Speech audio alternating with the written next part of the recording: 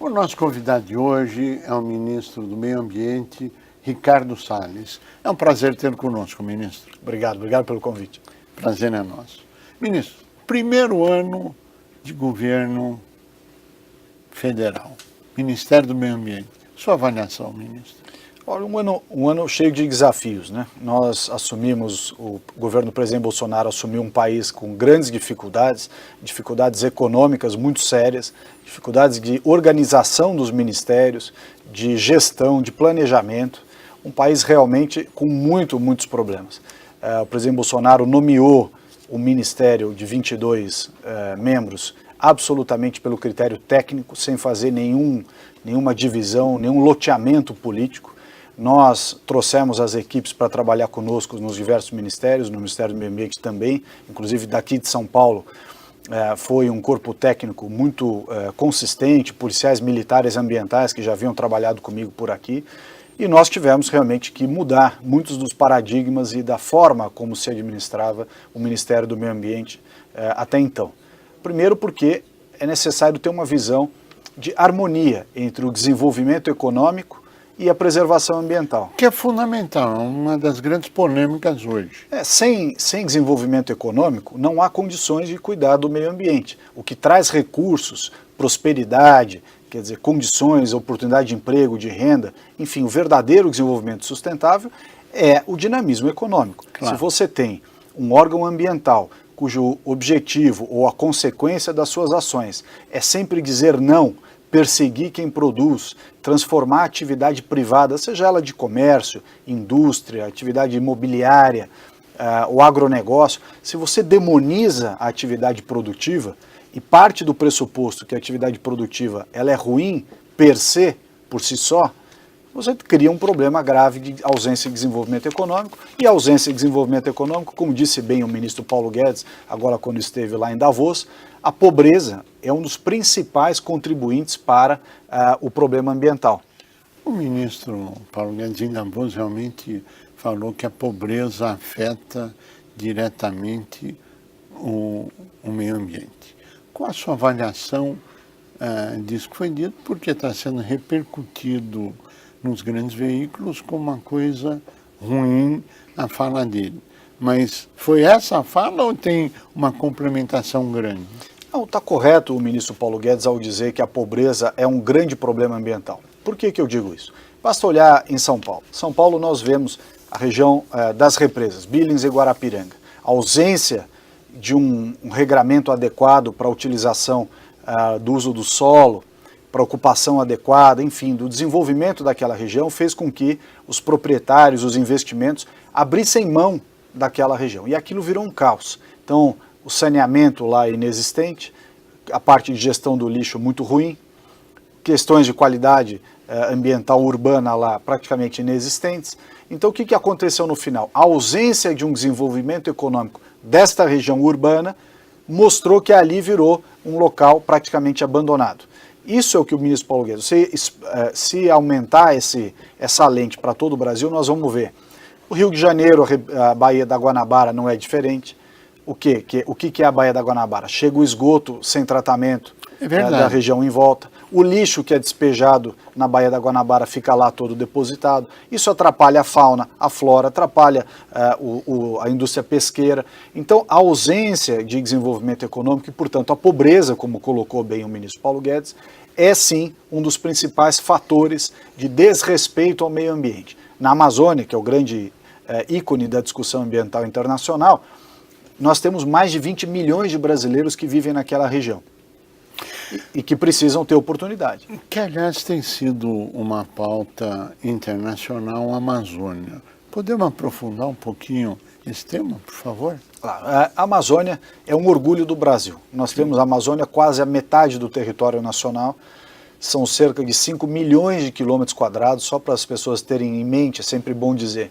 Se a Amazônia estivesse na Europa, ela começaria em Portugal, iria quase até a Polônia. Então, a Amazônia é gigantesca. Sim, ela é. A Amazônia está 84% preservada, exatamente com a vegetação primária, original, que sempre esteve lá. 84%. Então, nós temos uma situação na Amazônia muito distinta do que tem no resto do mundo. Os países europeus devastaram as suas florestas. Os Estados Unidos não tem reserva legal, não tem praticamente nenhuma área de preservação junto ao setor produtivo, às áreas de plantação. Nós temos aqui o Código Florestal, nós temos muita coisa. Tem problemas? Tem alguns problemas, realmente. Claro. Mas tem problemas que decorrem, sobretudo, da ausência de uma visão pragmática daqueles que outrora ocuparam os órgãos ambientais, não só federais, mas também estaduais da Amazônia, em encontrar mecanismos de desenvolvimento econômico sustentável. Ele é econômico e ele é ambientalmente sustentável ao mesmo tempo.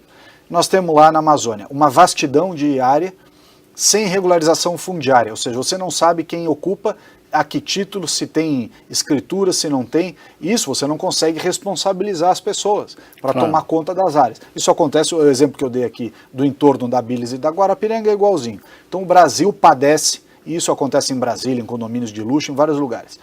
O Brasil padece de um problema sério de ausência de titulação, de título de propriedade, de regularização fundiária. E isso na Amazônia se torna um problema ainda maior, porque são áreas muito grandes e você tem que saber quem é o proprietário, quem é o nome e CPF do responsável, até para ele poder também, tendo o título, tomar financiamento, poder receber recursos para desenvolver a sua propriedade. Ter atividade econômica. Ter atividade econômica. Então, regularização fundiária na Amazônia, medida fundamental. E o presidente Bolsonaro teve a coragem, finalmente, pela primeira vez, muita gente jogou esse problema para debaixo do tapete, o presidente Bolsonaro teve a coragem de assinar uma medida provisória em que dá os parâmetros para regularizar esse problema. Claro, aí vem os inimigos, a esquerda, aqueles que gostam de jogar pedra na vidraça, e dizem, olha, medida de grilagem, está incentivando a ocupação ilegal. Nada disso, ao contrário. A ausência de regulamentação, a ausência de regularização é que é um incentivo para essa ilegalidade.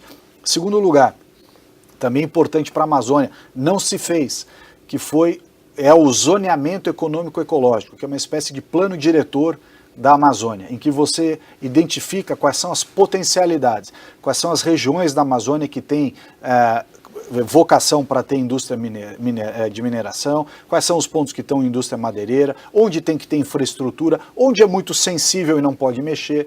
Enfim, tem uma série, é realmente um plano diretor para a Amazônia. Nós temos plano diretor em todas as cidades. São Paulo, por exemplo, tem o seu plano diretor com problemas, com vantagens, mas tem. Então você tem um mínimo de ordenamento territorial. A Amazônia precisa ter também um ordenamento territorial. Que hoje não tem.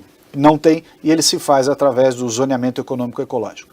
Terceiro lugar, o pagamento pelos serviços ambientais, nós chamamos de PSA.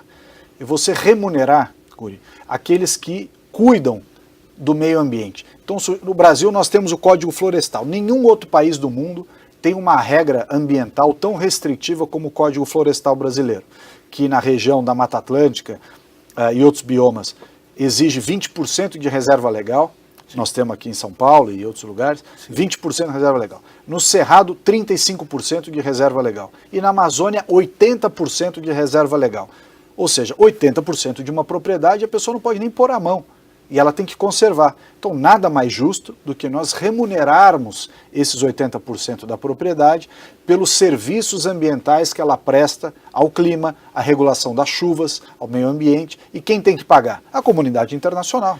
Que, aliás, esse é um dos grandes temas do grande debate, é isso?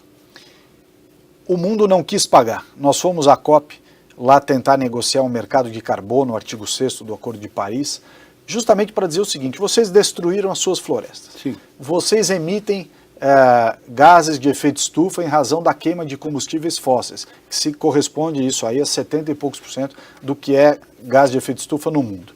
O Brasil é menos de 3%, menos de 3%. Quer dizer, nós não somos, em definitivo, o vilão de nada em relação a isso. Sim. Então, já que nós temos a Amazônia e a Amazônia presta este serviço ambiental, nada mais adequado do que o mundo pagar por isso. Claro. Afinal, eles acabaram com as florestas dele e querem dar palpite nas nossas. Então, pelo menos pague. Né? Sim. E aí houve um protecionismo europeu em torno desse tema do crédito de carbono, para eles ficarem com o dinheiro só internamente na Europa, e eles boicotaram a realização do acordo, da regulamentação do artigo 6º do Acordo de Paris. Então, que é o terceiro ponto, que é o pagamento pelos serviços ambientais da Amazônia. Então, regularização fundiária, zoneamento econômico e ecológico, pagamento por serviços ambientais. Há um quarto pilar, extremamente importante, que é a agenda da bioeconomia. Sim. Qual é a oportunidade de desenvolvimento sustentável que nós podemos dar para esses mais de 20 milhões de brasileiros da floresta? É ganharem dinheiro com a floresta conservada, mas eles precisam ganhar dinheiro. Claro. Então precisa ter uma indústria, por exemplo, farmacêutica, que se utilize daquela biodiversidade da Amazônia, investindo numa planta de pesquisa, desenvolvimento, tecnologia, patentes, e isso vai gerar emprego lá para as pessoas que estão lá. Quem coleta sementes, quem coleta... Claro. A mesma coisa, cosmético, indústria alimentícia. Agora, por que isso não se fez até hoje no Brasil? Muitos falam, a agenda da bioeconomia, por que não fez? Sim, por quê? Não fez porque, primeiro, não estão preocupados em atrair capital privado. Tem uma visão de que só a entidade do terceiro setor, ONG, etc., é que são bem-vindas na Amazônia. Quem gera emprego, quem cuida do desenvolvimento de um país, são as pequenas, médias empresas, as grandes empresas, o investimento privado. Nós temos que exonerar o investimento privado, tem que tornar a vida do empresário, inclusive aquele que vai para a Amazônia. O Brasil já é um país difícil de investir, a Amazônia é ainda mais difícil. Claro. É longe, tem problemas de suprimento de energia, de comunicação, de conectividade, então não é fácil investir na Amazônia. Então o governo tem que ter uma postura de incentivo do setor privado, do capital privado, da empresa, Sim, que vai lá pesquisar shampoo, medicamento, alimento, seja o que for. O que se teve até o passado? Uma visão totalmente equivocada de que o setor privado não é bem-vindo, só é bem-vindo quem é ONG, empresa sem fins lucrativos, associações. Resultado, não tem desenvolvimento na região. Se nós olharmos no futuro, quais seriam os grandes problemas na sua avaliação, ministro, na área ambiental, na região urbana e fora da região urbana? O grande problema ambiental brasileiro está nas cidades. O nosso problema ambiental não está na Amazônia e tampouco no campo, embora muitas entidades ambientalistas, ONGs, etc., vivam dessa indústria de seminário, palestra, etc., para ficar falando de Amazônia e de agronegócio. O problema brasileiro está nas cidades. Quem não acredita nisso, basta olhar o que nós temos nas nossas cidades. Falta de saneamento, esgoto correndo a céu aberto, onde mora 80% da população brasileira, criança brincando com o pé no esgoto, falta de saneamento, problemas de saúde gravíssimos que decorrem disso. Um caos no lixo. O Brasil até hoje não conseguiu ter uma política de coleta seletiva, quer dizer, as pessoas não sequer separam o lixo nas cidades. São Paulo, a cidade mais rica do Brasil, não tem coleta seletiva, tem meia dúzia de pontos, não tem uma coleta seletiva de lixo adequada. Eu não estou nem falando daquela coleta plástico, vidro, alumínio, eu estou falando minimamente você separar o lixo orgânico do lixo reciclável. Não tem.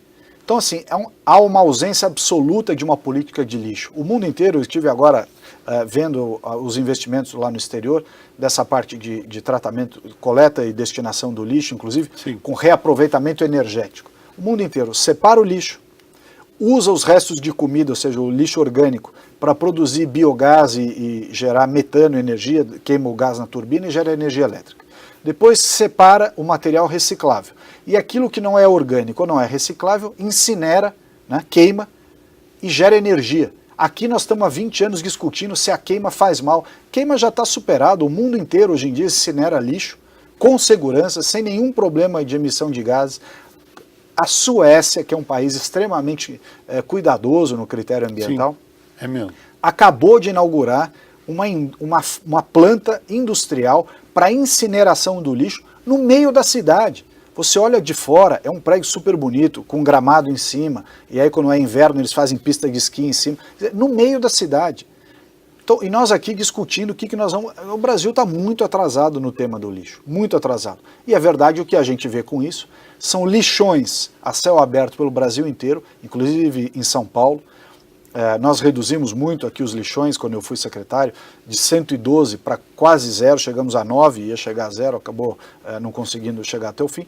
O fato é que é um problema gravíssimo. Ministro, nós agradecemos muito a sua participação, desejamos pleno êxito na gestão, porque o seu sucesso é o sucesso do Brasil, e agradecendo a transmissão do conhecimento acumulado. A você